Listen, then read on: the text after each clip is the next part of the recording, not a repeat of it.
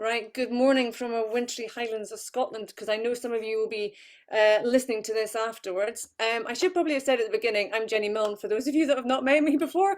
This is me in the flesh. Quite often I think you end up dealing with me on an email, so welcome. This is, as I just said before we hit the record button, our last cafe of 2022. I think it seems quite a long time ago that we first started doing these in March last year, and I actually started planning all of this before COVID struck. So it's been fantastic. We've covered so many different subjects and we've had international speakers, we have international attendees.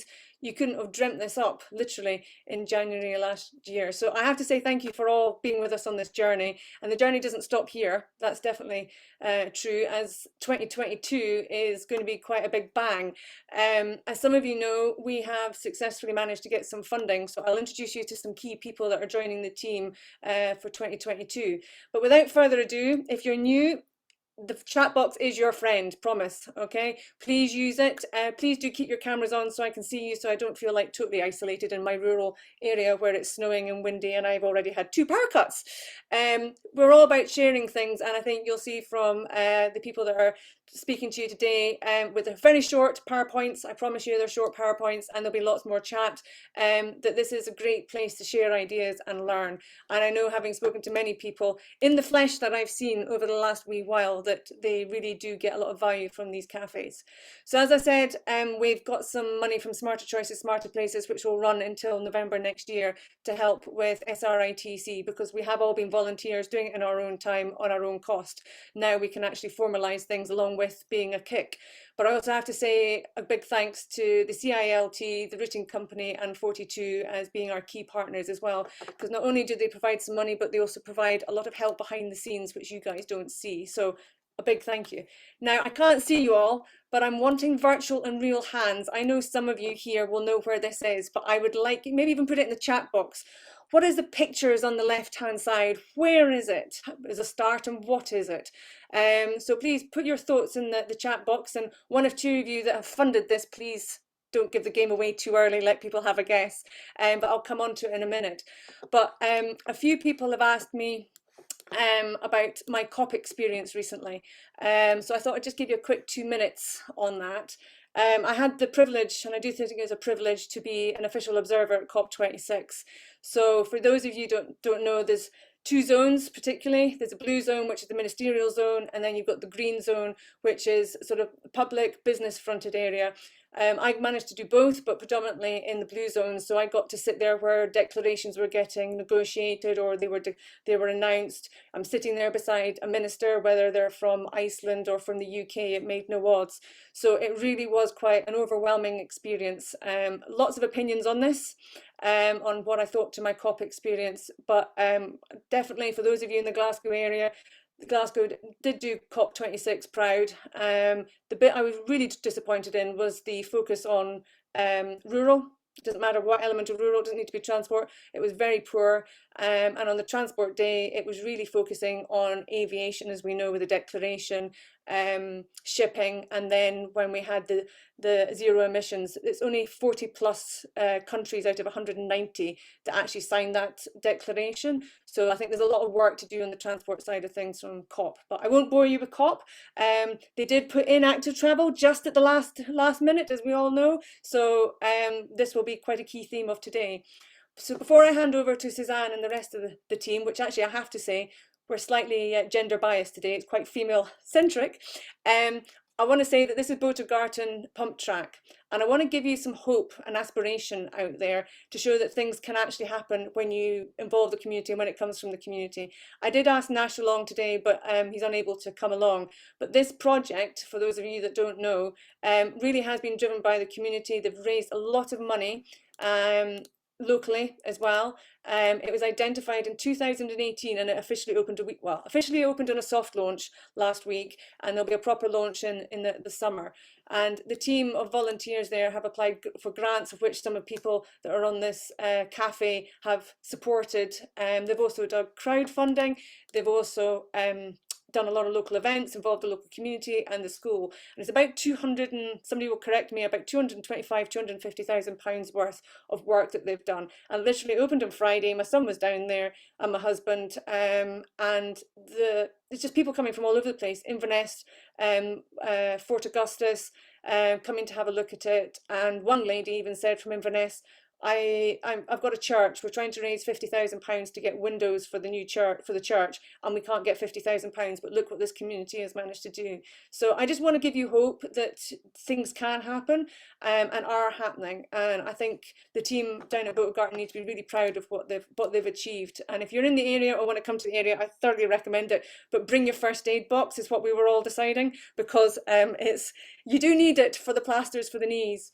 So without further ado, I need to know what your cakes are. What cakes and coffees have you got with you? I've got my coffee here and I've already eaten my cake, I'm afraid. So I'm wanting to see who's got cake. I think Joanna said she might have a bit of pecan pie left over from Thanksgiving. Is that right? Yep, she's got it there. Oh, Simon, what have you got? Is that chocolate? I can't hear you. James Gleave, what have you got? Well, I did make, well, for a trip from What's Me up north, I went up to Huddersfield yesterday. So naturally I went into a Greggs and got a Greggs mince pie. Fantastic.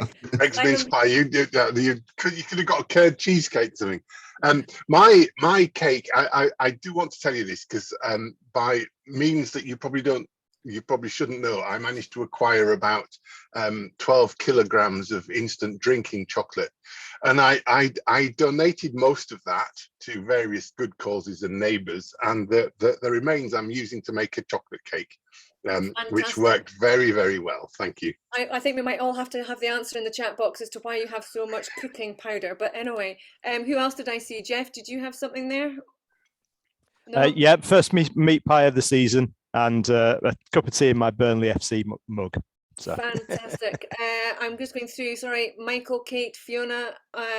Anybody there? Simon, did you have any cake or coffee? Because I didn't see you on my screens at all.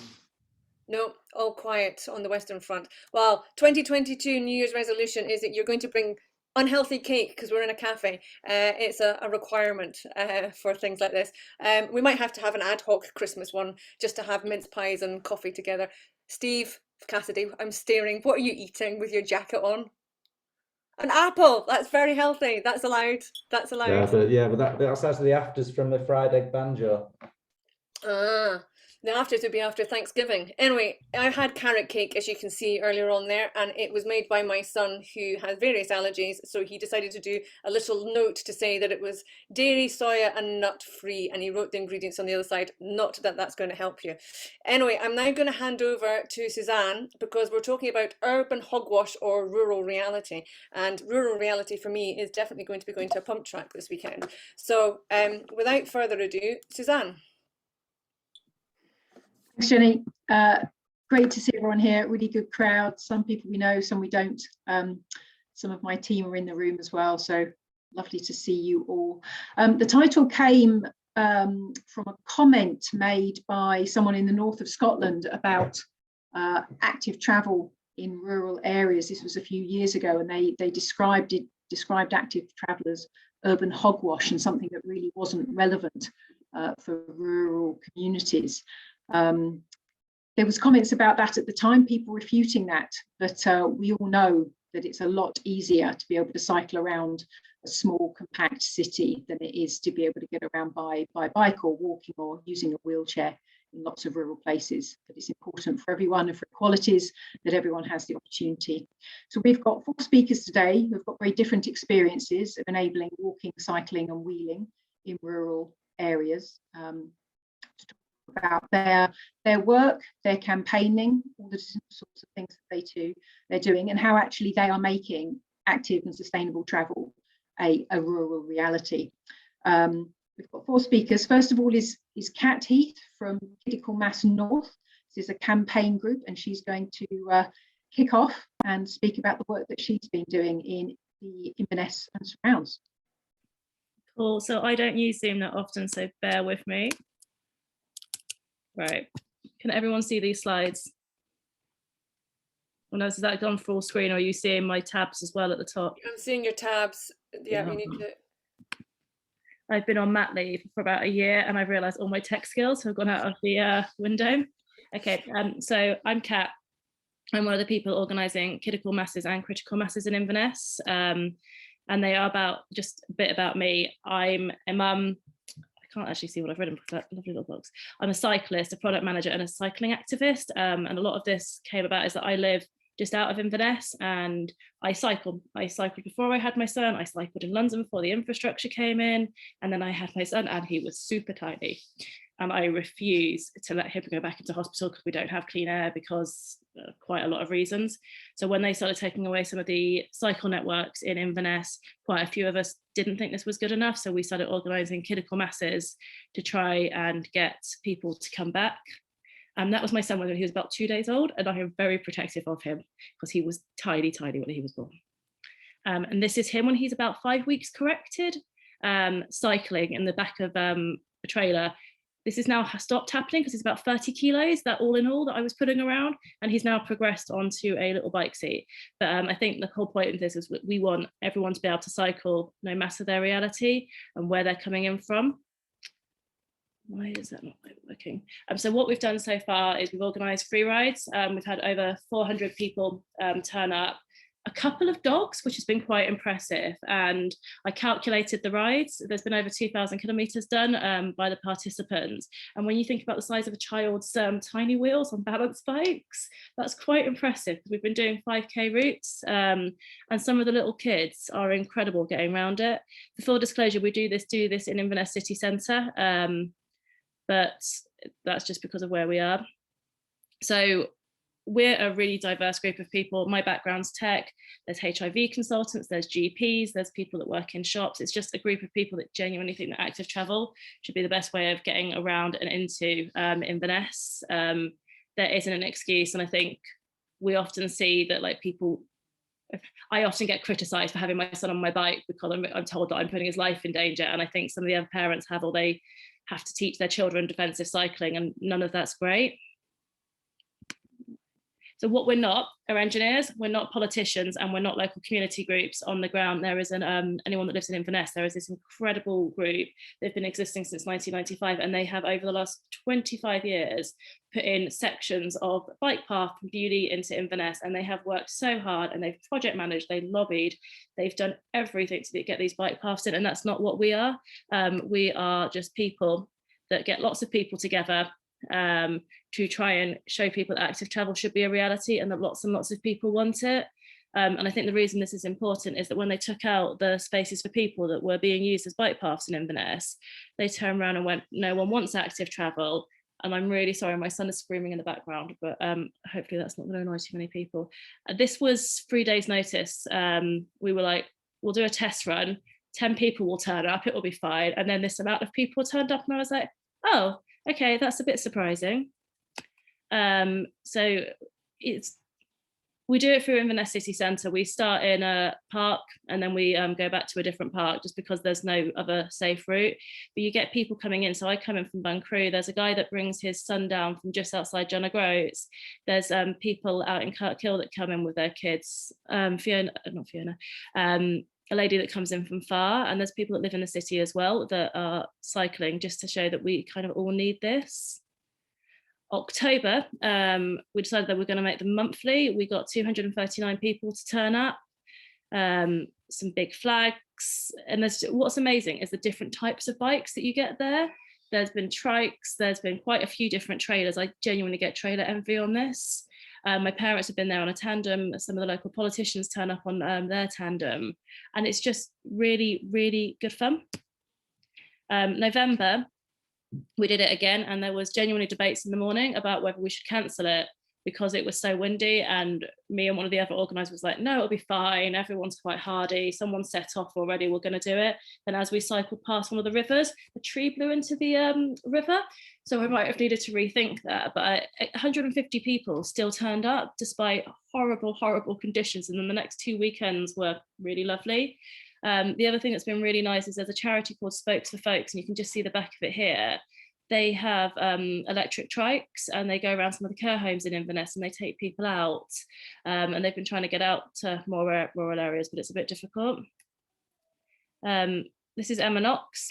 She's a local politician and she comes out with her husband to cycle every time. But this is like the average size of the participant. So it's trying to find a route that's safe for them. And it's trying to just show everyone that cycling is super fun and that we want to be able to do it, and that this needs to be on the agenda item for the Highland Council, because it doesn't feel like they care very much sometimes. It feels like some of them are so car centric that they just want to be able to drive wherever they want. And there's definitely complications. If you're coming in from rural areas, there's not even an hourly bus where I live. So it's either driving or biking. And I come in on an A road with a trailer with my son on the back, and there's cars going past me at 60 miles per hour. You have to kind of get used to that. Okay. So we're just trying to be this really positive voice. Just trying to show people that we love it, that lots of people love it, lots of people want this, and it just needs to be on the agenda. And it's been amazing that this guy, Greg, showed up, and he takes his wheelchair out everywhere, does similar distances that I do on the bike. The guy that leads this has MS, and he lives out in Docherty, and I'm really sorry, I know my English accent butchers some Scottish names. But he comes in on his trike, which I think was helpfully provided partially by Heath, and leads the ride. And it's given him a new lease of life from what he was saying.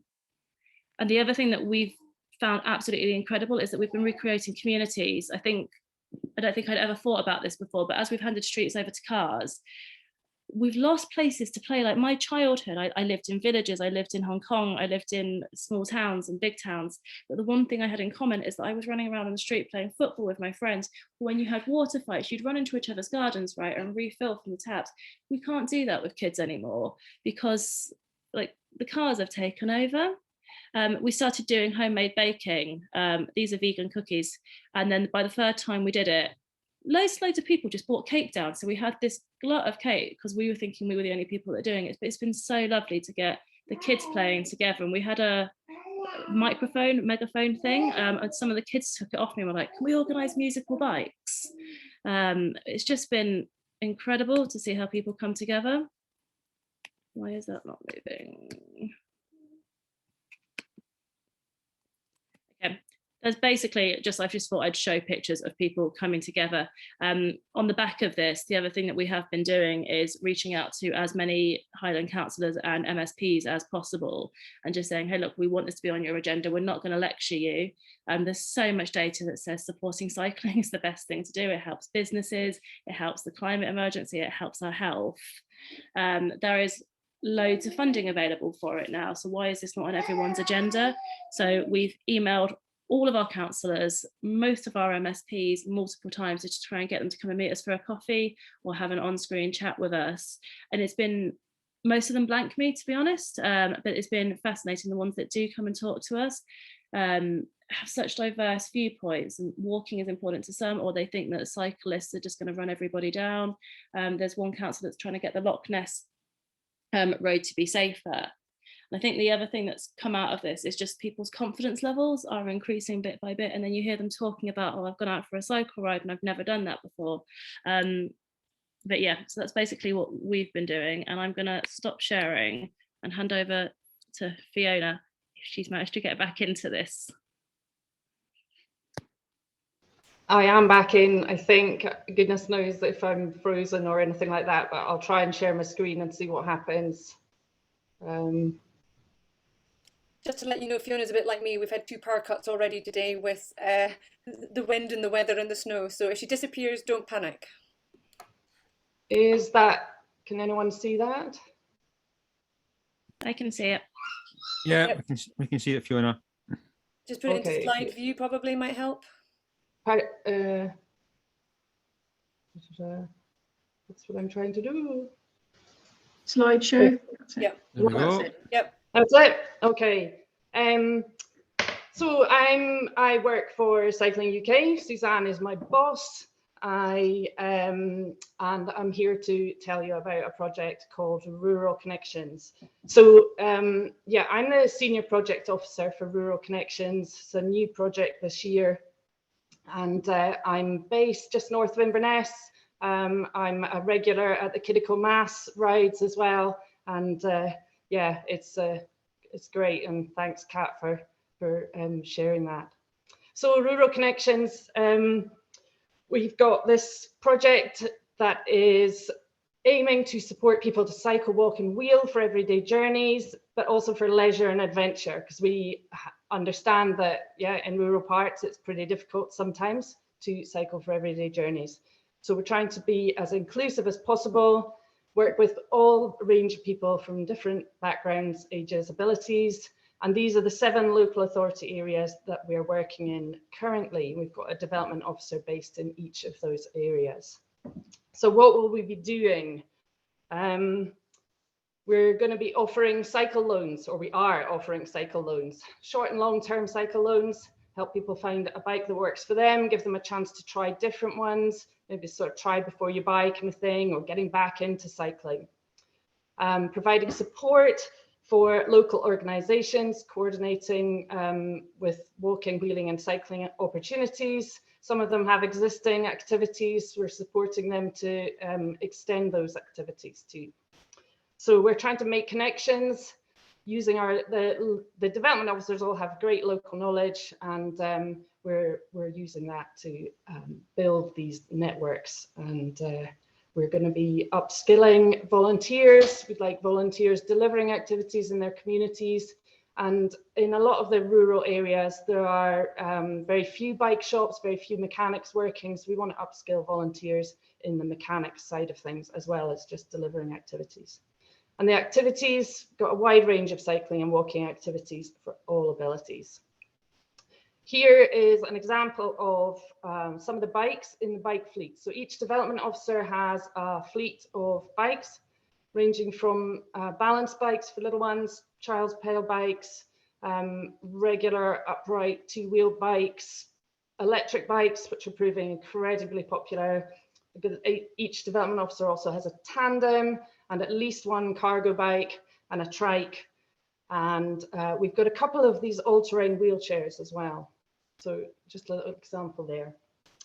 So in the first 6 months of the project, starting in April, the first thing we had to do was recruit our development officers and then go about sourcing bikes. So it was really challenging to source bikes, as you're aware.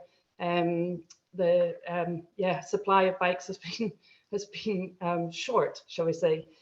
So they've all got their fleets now, and they've been busy building partnerships. So I thought we would just have a little whistle-stop tour around the different areas, just to see what people have been up to. So first off, we're in the Western Isles with Daryl. He, in the summer, ran a few community cycling events in the Uists. Really popular. Lots of people turned out to try bikes, to get their own bikes fixed, and to go for lead rides. One lead ride there in the evening, in a beautiful sunny evening, ended with being invited to a barbecue hosted by someone who'd tried a bike earlier that day. So lots of lovely community spirit. And Daryl's fleet of balance bikes is on loan to the childcare centre there. They're having a lot of fun with those.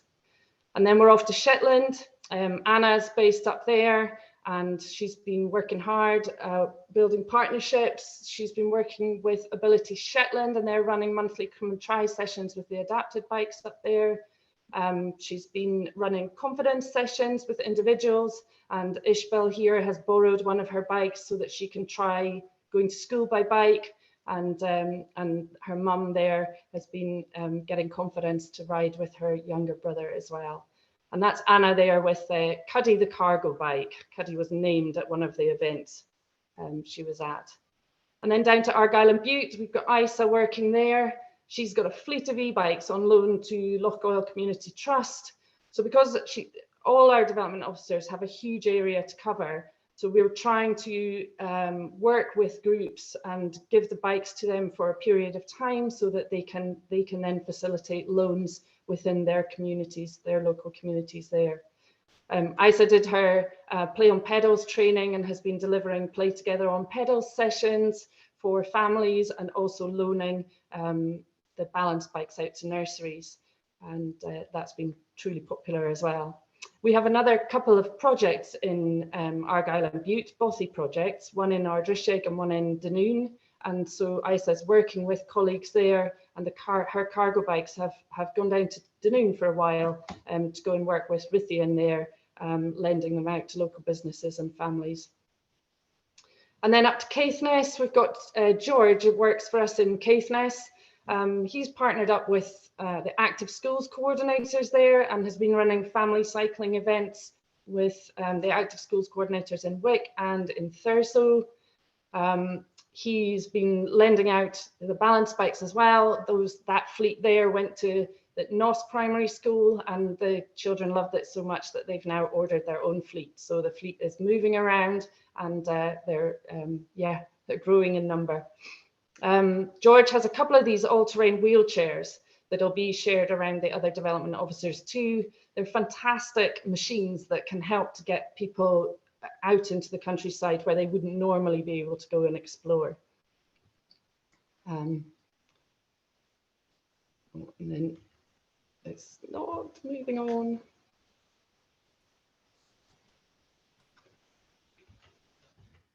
I can't get it to move. If you're struggling, Fiona, I can quickly step in. If you do that, thank you. Yeah, just if you stop Not sharing, moving on. if you just stop sharing, I'll share, and we'll just We are quite briefly behind time, just to say that as well. So yeah, so I think just in the interest of the fact that we're just here for an hour, what I'll do is, oops, excuse me, let me get away from that just a sec. Right, just the right slides. You can see the slides here, everyone? Yes. Right, we're just going to put it into slideshow. We'll just zoom through the slides really quickly. Where did you get? Number 10 or something like that. All right, just tell me when to stop. All right, about. Good. Next. No, next one. Right. Louise is in Murray. Yes. There we go. So Louise is in Murray. I'm just going to run very quickly because I'm aware that we're running a little bit over. She's been getting great feedback on her e-bike loans. I just wanted to mention as well that along with the partnership work for delivering activities, we're working with local independent bike retailers and mechanics where we possibly can, so that we can help them to sustain their businesses, and that local people who are wanting to then buy bikes have got somewhere to go to do that. Okay, next slide. And Emily's in the Scottish Borders. She's got 2 cargo bikes on loan just now to shops, one in Selkirk and one in Lauder, who are doing zero carbon deliveries with their e-cargo bikes, which is fantastic. She did a power of work at the Hoyk Festival of Cycling over the summer, lots and lots of come and try sessions and e-bike led rides run by the Hoyk Cycling Club for her. And another lovely quote feedback there from people going on to buy their own bikes. Okay, and the next one. Finally, we've got Magdalena in Orkney. Magdalena joined us a bit later than the rest of the team, but she's hit the ground running, and she's been getting bikes out to lots of different islands. We've got Ellie from Rousey, who's out in the dark cycling off to the gym every evening. We've got the electric trike, a picture there of it going off to Grimsay for a wee trip, and balance bikes and pedal bikes in the Sanday Community School just now. And then, yep, next slide. A few numbers, just this is where we're at just now. The participant numbers are rising. Bike loans, particularly e-bikes, really popular. People are very, very keen. I think all the development officers have now got a waiting list for people wanting bike loans. And we've had 54 events delivered in partnership with local organisations. I'll maybe stop there, and we can go through other things with in questions, if that's okay. Thank you very much. And I think we're moving on to Helen now. That's right. Hi, everybody. I'm Helen Todd from Ramblers Scotland. I'll just be sharing my screen and I'll rattle through this as fast as I can. So just bear with me while I try and get to the. Okay, hopefully it'll click in a minute. Yeah, we talk about active travel in this session. It's great to be here, by the way. It's my first cafe, so thanks for the warm welcome. I'm obviously coming from more of a recreation perspective, but actually what we all have in common is that we use paths, and I'm going to be talking a bit more about how we're mapping paths in a project that we're working on at the Ramblers. So just to make it clear, okay, that's a path that would probably be seen by most of us as an active travel route, whereas that is a path which is very much a recreation route. What about something like this? It's the National Cycle Network, it's the Speyside Way, just outside Botergarten, so I'm sure Jenny would recognise that one. Around half the users of the National Cycle Network are for leisure and the other half are for recreation. This was actually me on my way from Aviemore Station to Boat for a board meeting of the Cairngorm National Park, so that was very much a functional journey. Obviously, I should also say other users are very important. We've been talking about walking and cycling a lot, but I just wanted to flag up that obviously there are plenty of other users of paths. Now, I work for the Ramblers. Access rights have always been incredibly important to us. We've fought very hard for that.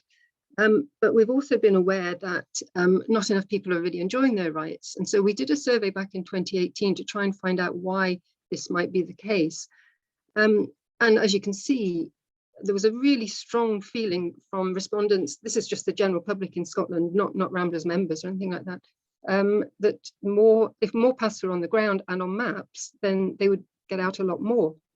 So yes, we're really, obviously very, we're very proud of Scottish access rights, but we know that paths in Scotland are really poorly mapped, and paths give assurance, they give confidence, they also help land managers because they're much more aware of where people are going to be. So paths are really important, and as you can see, even half the people didn't even know where they were allowed to walk by right. So we thought that if we could improve the situation in terms of paths mapping, that would really, really help the situation. Now, just to give you an idea, obviously some of you will be very familiar with England and Wales, where you look at a map and you have this plethora of paths shown on it. Now, I don't know where this area is. I can't actually remember. It's somewhere in the south of England, and I just screenshotted it to give an idea. But just being able to see where paths are gives you an enormous advantage if you're trying to plan active travel routes or leisure routes. I'm not saying you can, necessarily physically cycle on all of these. They might be really high up the hill. Well, I wouldn't cycle on them. Some people might. They might be really steep routes, but it gives you an idea of where you can cut across and make shortcuts, but certainly for some users. So Scotland's really disadvantaged in that way because we just don't know where most of our paths are. And obviously we're really keen, as we all are, on active travel and leisure activities for health, but I just wanted to flag up as well, there's an enormous economic benefit to having much better promotion of outdoor recreation, and obviously having more paths means people spread around a lot more because they don't just go to the honeypot area they know about. So I've just flagged up a few figures there. You can just see the enormous amounts of money that comes into the Scottish economy from leisure and recreation, and how so much more could be spread around, as I say. So obviously I'm just whipping through this, so don't worry if you don't have time to read all of it. I'm sure that we can circulate that after. Anyway, we started a project back in August 2019 called Mapping Scotland's Paths, because we don't have much imagination. And we spent the first year putting together a proof of concept in the west of Scotland. Now, the first thing we had to do was identify what's a path, which actually isn't as easy as you'd think. You might be able to see a deer track or a sheep track from space, but you can't, we wouldn't necessarily want to map that. So we had to work out what's a useful path to map. It obviously has to be on land where access rights apply. And then, because it's a digital product, what other information do we want to know?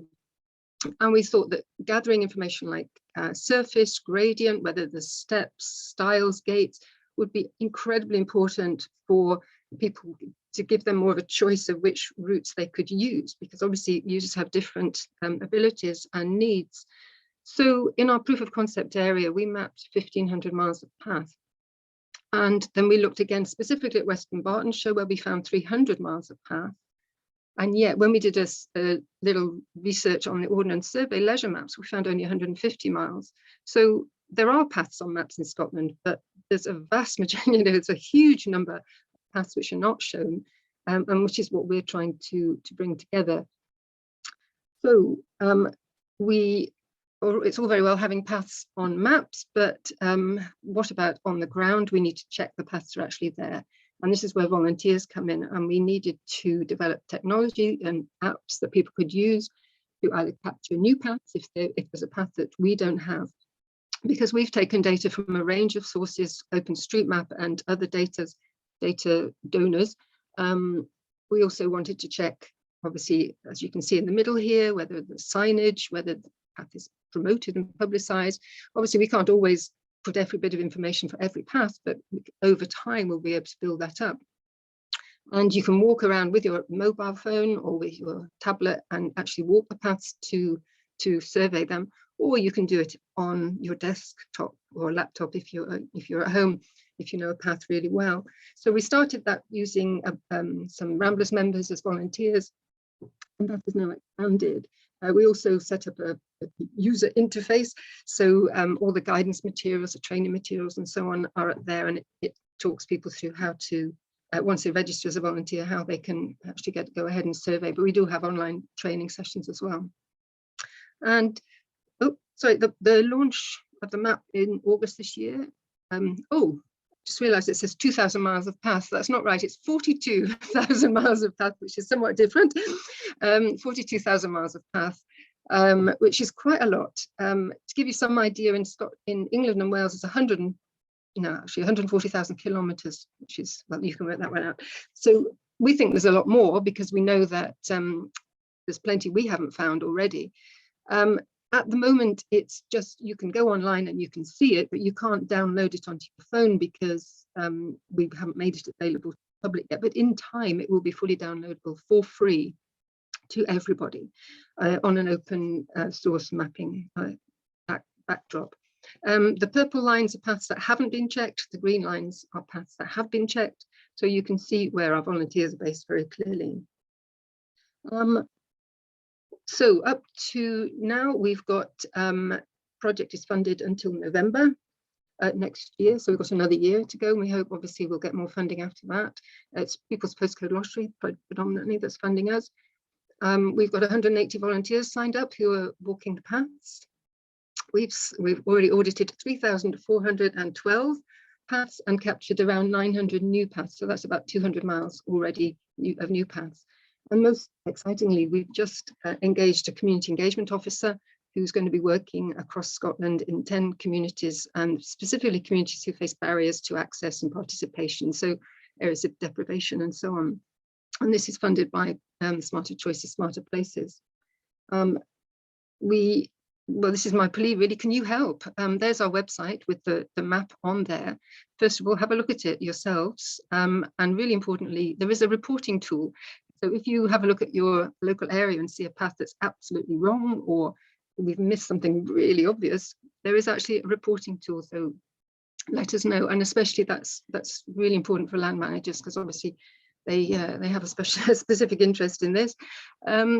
If you would like to do some auditing yourself, then please do sign up as a volunteer, and you can do that through the website.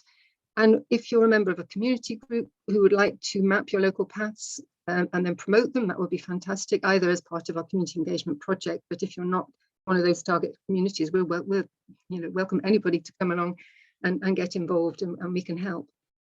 So just to finish, there's some contact details there. It's a really exciting project. We're really hoping that in time this will become a national asset that will be used by everybody. You can imagine all the applications this could have.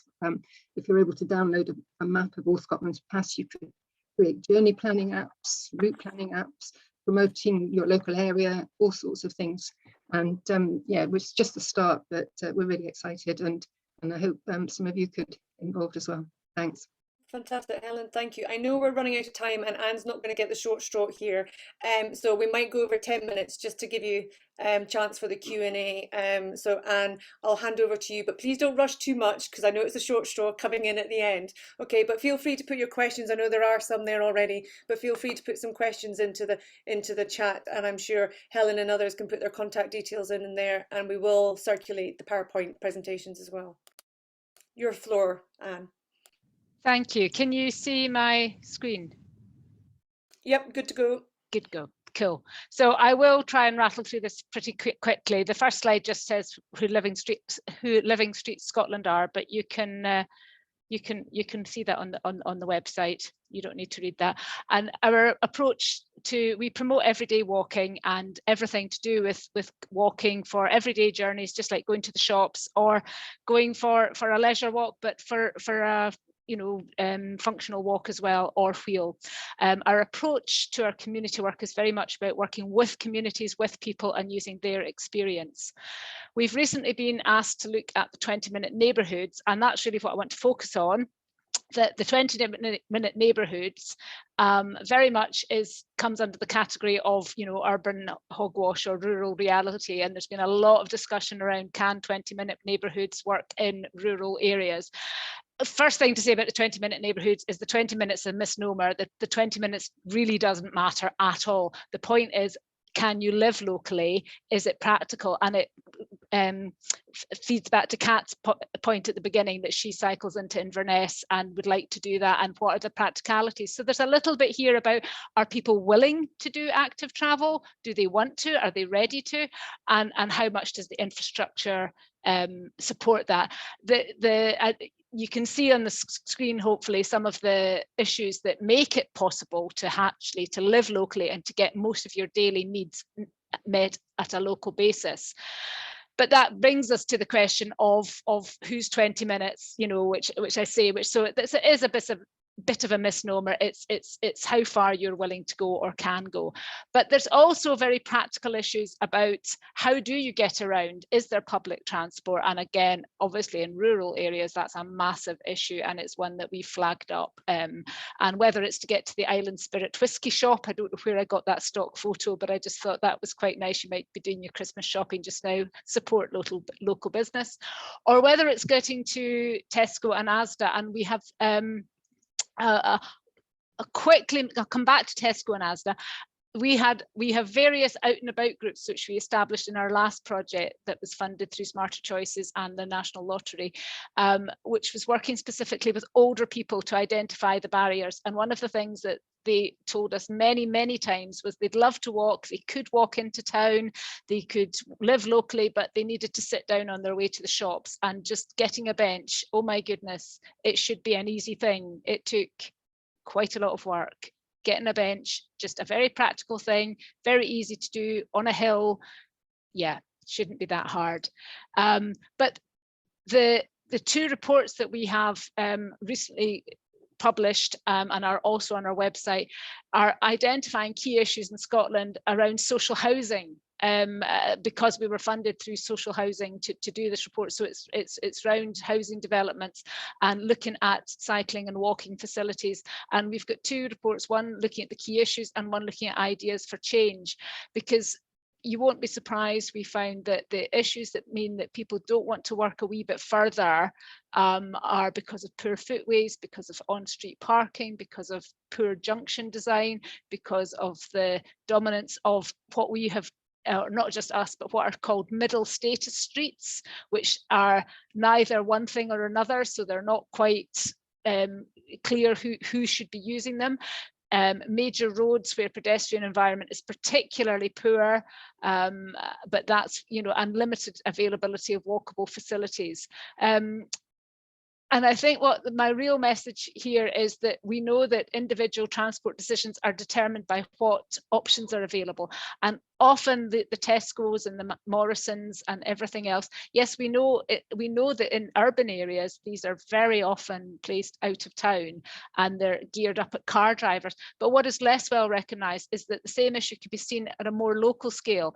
So we've frequently seen that larger city supermarkets have been accommodated in sites between local urban centres. So, where there's a lot of new build housing, if you take somewhere like East Lothian in Dunbar, or just near Dunbar, there's a whole plethora of new houses. So they're looking to place new supermarkets around a car park, basically, and with the idea of it's all focusing on cars. And we've had the new national planning framework is out. If you are interested in such things, do have a look at the national planning framework on you'll find it if you Google it, National Planning Framework NPF4, which is out for consultation and looking to put cyclists and pedestrians first, walking first, and then cycling above cars. But we don't see that recognised in the reality of day-to-day life. So urban hogwash or rural reality, that's up to you to decide, and we'll hand over for questions. And if you would like more information, I should have said I'm Anne Docherty. I'm the project coordinator for Living Streets Scotland. We also have a guide to getting better streets and pavements, which has top hints for how you can get local small changes in your area should you wish to. Fab. And I'll finish there. Thanks, Anne. Am I right in saying, because I've been out of action for a few weeks because of my back, the National Planning Framework hasn't yet published, or have they published the 20-minute neighbourhood sort of loose definition bit piece yet? No, there's, you're right in thinking that, because NFP4 is out for consultation, but there's very little, because the 20-minute neighbourhoods is kind of going alongside that. It hasn't quite, there's the, if you look on the, what's the website, the Improvement Services website, you'll see lots more on the 20-minute neighbourhood, but it's not necessarily directly mentioned in the NPF4. Yeah, I believe it is coming, hopefully. It is hopefully coming. Hopefully. And I do think it's, on a positive note, I'm quite cynical because I've seen so many bad pavements and so many awful infrastructure. But, with COP26, with climate change, I'm quite hopeful that there is an opportunity. And actually, I'm particularly hopeful now, having heard those amazing presentations of you guys and the work that's actually happening to promote active travel. So, yeah. Fab. I'm going to ask Suzanne and the rest of the panel to unmute themselves, and I actually can now see everybody on my screen now. The stop sharing screen things happened. If you want to just physically put your hands up, I think that might be the easiest thing, and wave at me if you have a question that you want to ask. Otherwise, I might pick on Kate Pangborn, because not only is she sympathetic to me because she's also injured, but she's been asking a few questions. Yeah, you can unmute yourself, Kate. You can, and James Gleave is quite happily finishing off his mince pies and throwing them down his mouth. But Kate, you've asked a few questions in the chat. Do you want to, I think it was Helen and Fiona you were targeting in particular? I'm not sure I really asked questions beyond, would they be prepared to come and talk to my local community group, which I chair, which is... you want to introduce yourself first, Kate, because I know the rest of them don't. Oh, sorry. I'm Kate Pangborn. I'm actually an associate professor at the University of Leeds Institute for Transport Studies, but I live in Scotland. In a sort of accessible rural village. So I'm very interested in this particular group for multiple reasons. And I always enjoy the presentations that are pulled together here. They're really interesting and very driven by action, which I particularly appreciate. Not just blah, blah, blah. Yeah, I didn't really have questions beyond the fact that this is all fantastic stuff, and I really want to try and capture a lot more of this kind of fantastic stuff in the work that I do, but also in my local activism as well. So it's a fantastic resource. Fab. I'm sure the girls, ladies, will get in contact with you, Kate, if you want to put your details in or private message them or something. Fabulous. I'm going to put Kat on the hoof here, because I've been messaging her behind the scenes here, because I'm cooking up an idea, haven't I, Kat? And I'll use, and Alex knows about this, I've been cooking this, Suzanne, and might have to pull you in. We have the gathering taking place next year. I will tell you in the next 10 days, hopefully, when it's going to be, but last 2 weeks in September, roughly. And as everybody sort of said, Aviemore area, as a result of the gathering this year, we did a poll. It's potentially Carbridge or Bodegarton or Tomatin. So listening to Kat, I was actually wondering, Suzanne, could we manage to bring people together with bicycles and have a ride out at the gathering, so that if you travel by car, you could bring your bike. If you're coming on the train, you could bring your bike, or that we could try and involve some local bike shops or organisations to loan bikes. What do Kat and Suzanne and everybody think to that? A thumbs up is fine, or I'm absolutely barking mad. But the gathering is going to be over a couple of days in 2022, rather than just being a one-off, so it's about an experience. So I just wondered, Kat, what do you think to that bonkers idea? I don't think it's bonkers. I think, to Andy's point, public transport isn't set up for regular bikes for trailers or cargoes.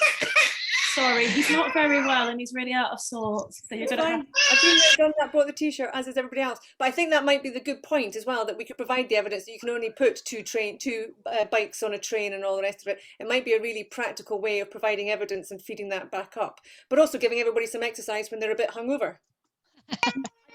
It's a brilliant idea for trying to get people out. I'm going to go back on mute. Someone wants to listen to this, do they? And what are you going to say to my bonkers idea? No, I think that's a brilliant idea, and I would love it if you can make it the last week in September. I'm usually up in Aviemore. My mum has a timeshare up there, and I'm around. And last year I was cycling the Speyside bike route and everything. So you know, logistically it might be earlier in September, yeah. I'm afraid, and I'll tell you why. Well, listen, I'm not confirming anything, but I'd like to see if we could get dinner on the steam train, and we could all go on the steam train. But daylight is an issue, and obviously the train leaves about 7:30. So if we go the end of September, we're in darkness, so you don't get to see any of it. So you can tell me in the chat if I'm going completely bonkers with ideas here, but if anybody wants to go on a steam train for dinner, I think that's probably what we'll be looking for. Andy, you've got a question in the chat. Andy, unmute yourself. Where is he? I can't see him on my thing. Where is he? Andy, I can see you. Unmute yourself. You've got a question for Kat and Kate. He's typing, I think. Or is he not listening? Yeah, it says, are cycling activists adequately informed to discuss with objectors / criticism about the subsidised nature of other forms of transport out with active travel? If not, where can we access this information in order to communicate it? I'm not a bike activist, so I can't really answer that question, but I've observed that there is a lot of, certainly in social media, there's a lot of sort of knee-jerk reactions. We hate cyclists, and cyclists saying we hate drivers, and but social media is not the place where persuasion happens. It's in communities, so someone else might be a better place to answer that than me, but more information is always good. We've been trying to empower ourselves with information. I'm really sorry. He's not very well at the moment. So we've been trying to find reports and data and just arm ourselves up a little bit. And I think just given the nature of people that are organising it, we're all quite data driven, and it's been it's sort of been my bugbears in the council meetings. It's all anecdotal and opinion led. So every councillor seems to know someone's grandma's aunt who was hurt by a cyclist or something like that. So we're trying to get them to use actual data. So it's just trying to get people to act like you would in a work situation. I'll go to Simon because he's got his hand up, but I'm also going to go to James Gleave because he's my data guru, so he might have something on that for you. Simon.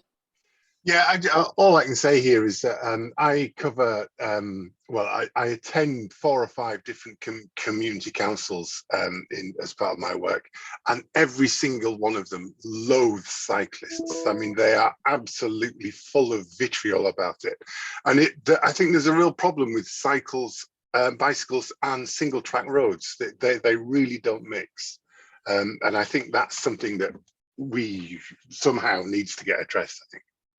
I think the power of the force that have everybody here from all these different organisations, we can pull together that evidence base to be able to put it to others. And I know Scottish Government, etc., are taking on board comments and reports that we are giving them as SRITC, but also as Living Streets and Cycling UK and Ramblers Scotland. But I think there's definitely a thought that if we bring people to, and this is what I've done here with SRITC, but if we bring these organisations together, then we can make more of a collective voice and make more of a noise. So I think there might be a separate conversation after this cafe to maybe see if we can do something along those lines. Mr. Gleave, do you have any suggestions about data for Kat on this one? Well, to be honest, there's loads of data out there. It's just trying to find it after time, because it's either hidden away on different government websites. It is hidden away in kind of academic research, which is, even for somebody who's a professional and does this for a living, it can be a little inaccessible. I think it's probably the best way to describe it. So almost kind of the way which I see it is basically our role as professionals to kind of make that sort of data and that sort of insight, accessible, and then where communities then come in, so they almost like translate it into everyday language. So I'm just kind of trying to like think from an example. So actually, I'll bet not a rural example, but somewhere one I can think of is around low traffic neighborhoods, and there's obviously a load of research that's come out recently about how it reduces traffic levels on affected streets and in the LTN areas. You know, basically what we then do as transport professionals is we then like put it into a resource and say, you know, here's where the data is, and then what local community actors can then do is they can then say, you know what, there's a load of data out here which says there's fewer cars going down your road, you know, come the end of the on a normal day. So isn't that a great thing? And so it's just then about playing to people's strengths, and playing to everyone's strengths. It's just about, we just got to make it more accessible, or at least point people to where all the data is, because it is out there. And actually we probably live in, if we're in the UK, we're actually really good at transport open data and we publish a lot. It's just making it accessible. I'm just going to quickly jump in before I finish off, and I'm very bad at pronunciation, so you have to bear with me being dyslexic. But Tilia, is that how you pronounce your name? And I'm sorry if it's not, you can tell me it's the right way. Do you want to unmute yourself and just say quickly a bit about what you're offering there in the chat before I do a summing up? Hi there. Yeah, Tilia, both fine. Nice to meet you all. I just had a quick question, but maybe before that, a quick introduction so that everybody knows where I'm coming from. So to say, Sustainable Transport Coordinator for ChangeWorks, representing Home Energy Scotland and Energy Saving Trust. Used to work at Velocity before this, so I do know a few people in the group here. I was just wondering, listening to the chats, especially how would you, or are there certain strategies how to approach youth or hard to reach youth, the kind of non-active youth, and also maybe certain minority groups, non-speaking minority groups. I do have a fleet of e-bikes myself that are available on loan to organizations, businesses, GP practices, and I was also wondering about those groups in particular. It's not difficult to get rid of my bikes for the trials, but I was wondering like how to approach those groups, and was wondering if there's experience in the group. Suzanne, Fiona? It's a wide range of community organisations working with all sorts of different interest groups, whether that's young people at risk of antisocial behaviour or elderly groups or people with long-term health conditions. There's pretty much a community organisation doing everything out there. I think I'd say that it's all an enormous, wonderful jigsaw of activity, but what we need to do is to take it back to decision makers and say that an awful lot of activists are putting an incredible amount of their own personal time into something that's actually the responsibility of government. We're there to provide a voice and some support, but it needs to be statutory agencies that make the change, so we actually have system change rather than this one. You know, the wonderful diversity of work is going on is wonderful, but it is the responsibility of the system to change to ensure that we meet our climate change objectives and that we have a well-being economy and that local people are able to get around in a sustainable way. So these cafes, I think, are really useful in bringing lots of motivated people together, but we need to take it back to the politicians for all the things, would be my sense. So we can, Tilly, if you drop me an email, we can put you in touch with our network. We work with over 500 groups. We can let them know your offer. Perfect. I'm going to throw in that I was glad that Helen put horse riders in, because obviously, as I mentioned earlier on, I'm a horse rider, and I would like to get the British Horse Society and others in, because many of the challenges for being on a bicycle also apply to a horse. And yes, many people think it's mad getting on an animal that has a mind of its own, particularly when you go on, you're talking about small roads here where motorbikes go flying past, or you have lorries doing 50-60 miles an hour, or people with trailers, which a horse could easily spook at. So we don't have quite the same bridle pathway network in Scotland. And I know personally we've lost quite a few tracks actually and access points as a horse rider, and I think it's really unsustainable having to put my horse into a trailer to go somewhere, because that defeats the purpose. So I could rant about that aspect of it. So there's a lot of similarities between horse, human and cycling. So before you all disappear and leave me, I'm going to share with you the last PowerPoint of today, and that is until we meet again. It sounds like a very Scottish phrase to use, isn't it? But we will have New Year and Christmas upon us, and I will hopefully see some of you actually in the flesh next year. I've said a few times, Alex and I are using different emails now, so it's ruralmobility.scot. So please, if you suddenly think you haven't heard from us a while, we are definitely getting spammed or firewalled. So maybe just add us to your address book. And I'm going to introduce you shortly to 2 new faces that you'll also need to know their emails so that they don't end up landing in other places. As I say, we've got the Smarter Choices, Smarter Places funding now, and you will see a lot happening next year. And I wish my 2 new team members, who, by the way, only joined the team last night, so this is them getting the short straw. Could Joanna just unmute herself and say hello and wave and all the rest of it so that people can see her? Flick through your gallery so you can see Joanna waving avidly, because I can't see her, but I'm sure she is. I've unmuted myself. So, hello everyone. Pleased to meet everyone. Look forward to meeting you all properly in the new year. And she's based in Pitlochry. And Iriana, would you like to introduce yourself to those that don't know you, because some of you will know her? Yeah, hello, I'm Irina, and very nice to meet you all today, and I'm looking forward for 2022.